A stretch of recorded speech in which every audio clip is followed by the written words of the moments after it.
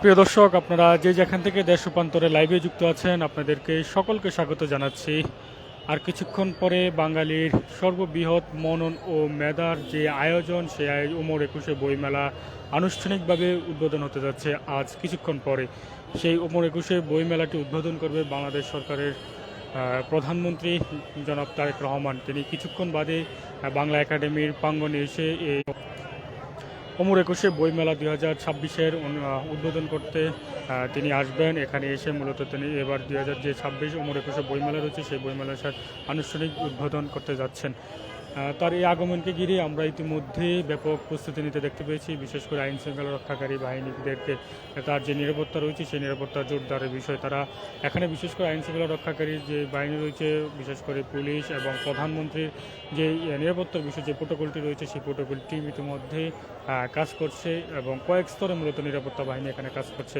এবারের ওমর একুশে বইমেলা নিয়ে যদি কিছু বিষয়টা বলি, প্রতি বছর জানেন যে ভাষার মাসে ভাষা শহীদদের মূলত স্মরণ করে বইমেলায় অনুষ্ঠিত হয়ে থাকে। সেই পরিপ্রেক্ষিতে প্রতি বছরের পয়লা ফেব্রুয়ারি মূলত হচ্ছে ভাষা শহীদদের স্মরণে মূলত হচ্ছে বইমেলা অনুষ্ঠিত হয়ে থাকে।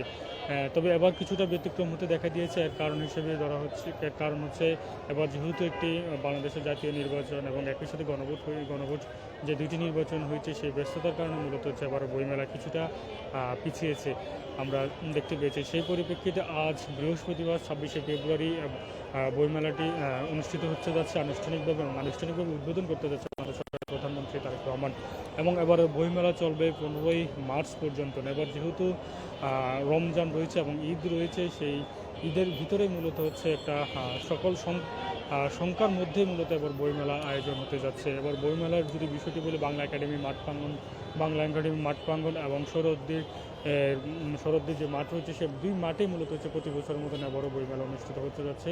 বাংলা একাডেমির ব্যাপারে বইমেলা প্রায় 549টি প্রকাশনা প্রতিষ্ঠান রয়েছে। এর মধ্যে 81টি প্রকাশনা প্রতিষ্ঠান বাংলা একাডেমিতে থাকবে এবং বাকি যে 468টি প্রকাশনা প্রতিষ্ঠান রয়েছে, সেই 468টি প্রকাশনা প্রতিষ্ঠান শরদ্দি যে মাঠ রয়েছে সেই মাঠে প্রাঙ্গণে থাকবে। তো 549টি প্রকাশনা প্রতিষ্ঠান মূলত হচ্ছে প্রায় 100 দুঃখিত দর্শক, আপনাদেরকে জানাচ্ছিলাম যে এবারের বাংলা একাডেমি বইমেলায় প্রায় 549টি প্রকাশনী প্রতিষ্ঠান রয়েছে। তারা প্রায় 1018টির মতন স্টল বরাদ্দ পেয়েছে। এর মধ্যে হচ্ছে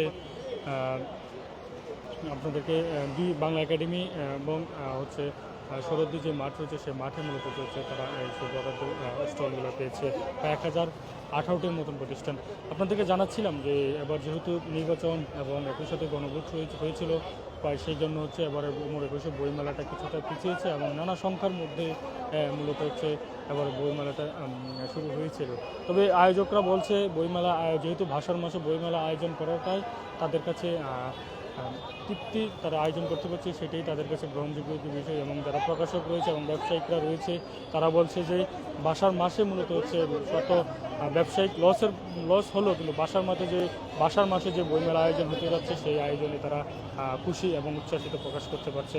তবে কিছুক্ষণ বাদে মূলত এখানে আছে বাংলাদেশ সরকারের প্রধানমন্ত্রী তারেক রহমান আসবেন এবং তার এই আগমনকে ঘিরে ইতিমধ্যে আমরা দেখতে পাচ্ছি কয়েক স্তরে নিরাপত্তা নিতে আইন শৃঙ্খলা রক্ষাকারী বাহিনী। ইতিমধ্যে আপনাদেরকে একটি তথ্য যোগ করতে চাই, সেই বিষয়টি হচ্ছে আপনারা জানেন বাংলা একাডেমি মাঠ প্রাঙ্গণে যেটি দর্শক আপনাদেরকে জানাচ্ছিলাম যে কিছুক্ষণ বাদে মূলত হচ্ছে এখানে বাংলাদেশ সরকারের প্রধানমন্ত্রী তারেক রহমান তিনি এখানে আসবেন। তার এই আগমনকে ঘিরে মূলত হচ্ছে ব্যাপক কয়েক স্তরে নিরাপত্তা নিচ্ছে আইন শৃঙ্খলা রক্ষাকারী বাহিনী। আপনাদেরকে একটি বিষয় যোগ করতে চাই, সেই বিষয়টি হচ্ছে আপনাদেরকে জানাচ্ছিলাম যে ইতিমধ্যে নিরাপত্তা ব্যবস্থা ব্যাপক স্তরে জোরদার করা হয়েছে। আরেকটি বিষয় নতুন করে তথ্য যোগ করতে চাই, সেই বিষয়টি হচ্ছে বাংলা একাডেমি মাঠ, যেহেতু এটি ঢাকা বিশ্ববিদ্যালয়ের এরিয়ার ভিতরে পড়েছে, ঢাকা বিশ্ববিদ্যালয়ের যেই মেট্রো রেল স্টেশনটি রয়েছে ইতিমধ্যে কিন্তু 2 ঘন্টার জন্য মেট্রো রেল কর্তৃপক্ষ। দর্শক আপনাদেরকে জানাচ্ছিলাম যে ইতিমধ্যে নিরাপত্তা প্রস্তুতির জন্য ঢাকা বিশ্ববিদ্যালয়ের যে মেট্রো রেল স্টেশনটি রয়েছে সেই স্টেশনটি ইতিমধ্যে কিন্তু 2 ঘন্টার জন্য দুপুর 1:30 থেকে দুপুর 3:30 পর্যন্ত। দর্শক আপনাদেরকে জানাচ্ছিলাম যে ইতিমধ্যে কিন্তু বন্ধ ঘোষণা করেছিল দুপুর 3:30 পর্যন্ত নিরাপত্তার জন্য।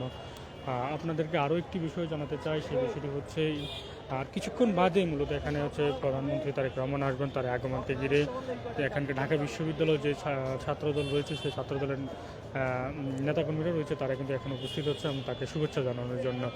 আর আমরা যদি মেলার সার্বিক পরিস্থিতি বলি, সেই সার্বিক পরিস্থিতির বিষয়টা হচ্ছে এখনও কিন্তু প্রায় সার্বিক পরিস্থিতিটা যদি আমরা আপনাদেরকে সরাসরি একটু দেখানোর চেষ্টা করি, সোহরাওয়ার্দী মাঠে যে স্টলগুলো রয়েছে সেই স্টলগুলো কিন্তু এখনও পর্যন্ত পুরোপুরিভাবে প্রস্তুত হয়নি। গত বছরের মতন যেহেতু আপনাদের মানে পুরোপুরি এখনোভাবে সাজানো হয়নি, কারণ হচ্ছে আপনারা জানেন মেলা উদ্বোধন করার পরে মূলত হচ্ছে এখানে যারা হচ্ছে বইপ্রেমী মানুষ রয়েছে এবং তারা এখানে আসেন এবং তাদের যে নতুন বইয়ের গ্রান, সেই গ্রানটা তারা নেন এবং বই নেন।